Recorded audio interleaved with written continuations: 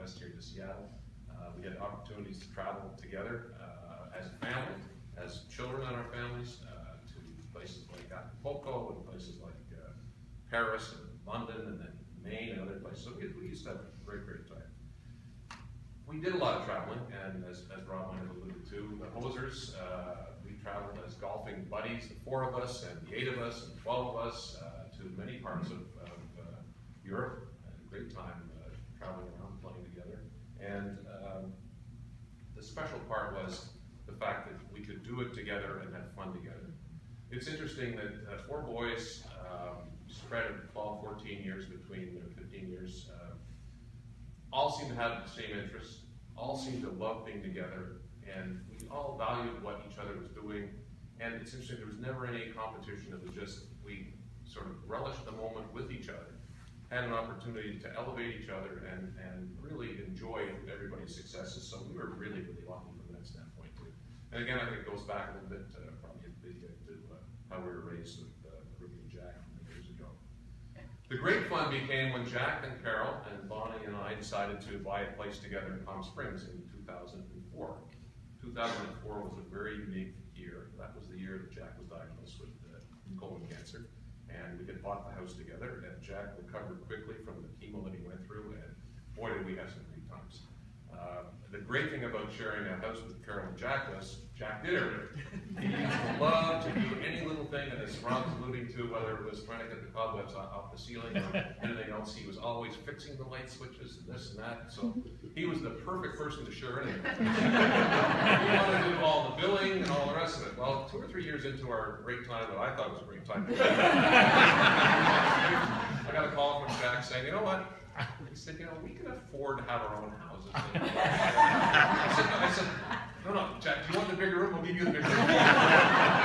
So the great news was 7 houses down from ours, there was another place that Jack and Carol bought, and we were delighted that we stayed neighbors, and Jack still sort of helped out. Last November, I was driving Jack and Carol from their house in Palm Springs to the airport. Jack had been there for about a week to 10 days, but he wasn't really enjoying himself that much. He wasn't feeling too well. He couldn't really play golf, and I think he was looking forward to getting back home. So, nice chat in the car, gave Jack a hug. And as I drove away, a little tear came to my eye, and I thought, Jesus, that might be the last time I see Jack. Are you sure? Well, it wasn't, and that was the good news. The bad news is, cancer is a pretty insidious disease and gets to a lot of people and causes a lot of havoc. If there's any kind of silver lining in it, it gives you the opportunity to say goodbye. And many of us had that opportunities. I was really lucky to make 3 visits to Seattle from March onward. And 2 weeks before Jack ultimately lost his battle, I was out there and spent 3 terrific days. Jack, we were watching, we watched The Price is Right, so how hard I'm sure something to do. Well, the TV was on, we went in, and what are you going to do? So I learned the cost of shoe polish, which I didn't. I guess that was very wrong, but it was $7.50 for those of you that haven't bought shoes. But Jack was in great form. He was bright, and we had some great discussions. We were watching the golf, and I was in charge of him one day, which was kind of exciting. The good news was he didn't have to go to the bathroom while I was there. So I left, having been there in as I said, a couple of weeks before, thinking, okay, well, I'm going to start planning, maybe July I'll come back, and so on. Well, lo and behold, it wasn't happening. And I think Jack hid pain that he had a lot better than we thought, because it caught up to him pretty quickly. And 2 days before I got the text from Rob that Jack had finally lost his battle,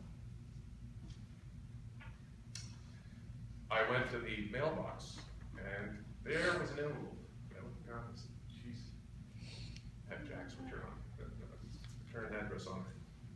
Jack had taken the time to write me a thank you note for my visit, which is here, and I will treasure for the rest of my life. And a couple of funny things in there, but that's the kind of guy Jack was.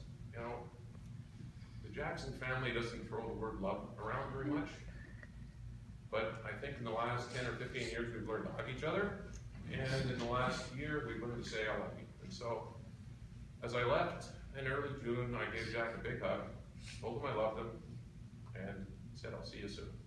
And, well, I'm not going to see him soon, but we're going to see him again sometime.